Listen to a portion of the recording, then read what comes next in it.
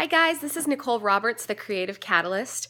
I think we live in a fascinating society where we all have the desire to be chosen. Sorry, there's a window there. I look kind of angelic right now.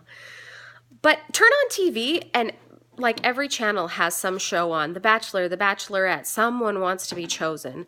Toddlers and tiaras, who's going to be chosen to be the next toddler and tiara? Who's going to be the next top model? Who's going to be the next top chef? Who's going to be chosen for this or that? On social media, choose my baby to be the cutest baby. There's contests constantly. Be chosen to win this. Be chosen to win that. Put your name in this drawing and hopefully you'll be chosen, right?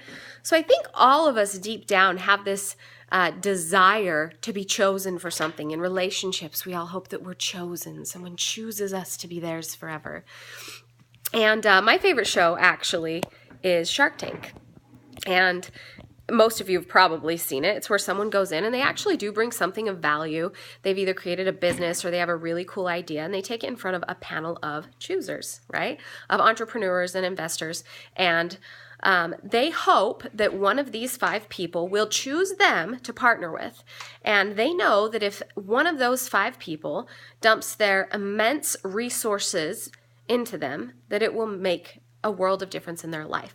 That their product, their business, their life will be so much better than it would be on their own, right?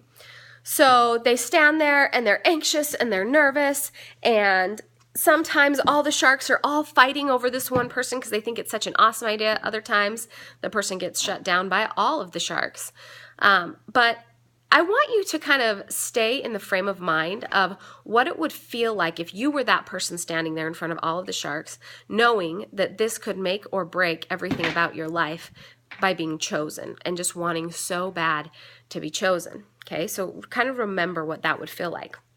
Now, the whole reason I'm making this video is because a couple weeks ago, I found a scripture. I'm not an expert on the Bible, but I always find good stuff in there. I've been reading this book right here, 31 Creative Ways to Love and Encourage Him. My husband has the opposite one, 31 Creative Ways to Love and Encourage Her.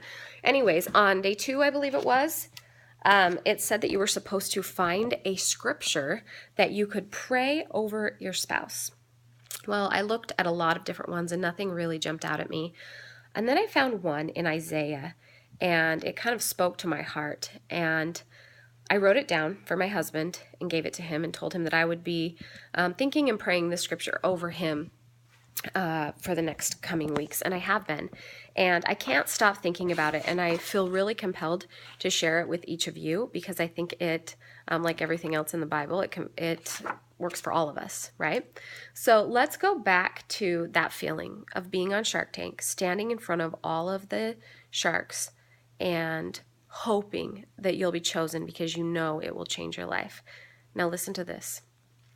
I took you from the ends of the earth. From its farthest corners, I called you. I said, you are my servant. I have chosen you and not rejected you. So do not fear, for I am with you. Do not be dismayed, for I am your God. I will strengthen you and help you. I will uphold you with my righteous right hand. Wow. To think that the most powerful being in the universe has our backs and has chosen us to pour his resources into is pretty powerful.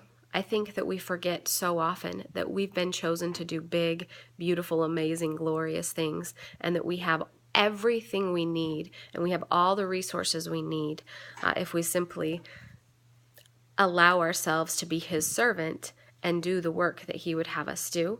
And I hope that today you guys can recognize that it's not about who's going to be the next top chef or the next top model or any of those things. None of that matters compared to what God has in store for you. You have been chosen to do something really, really amazing. And I hope you figure out what that is, because the world needs you and the world needs what you have to offer. And I think you're pretty amazing.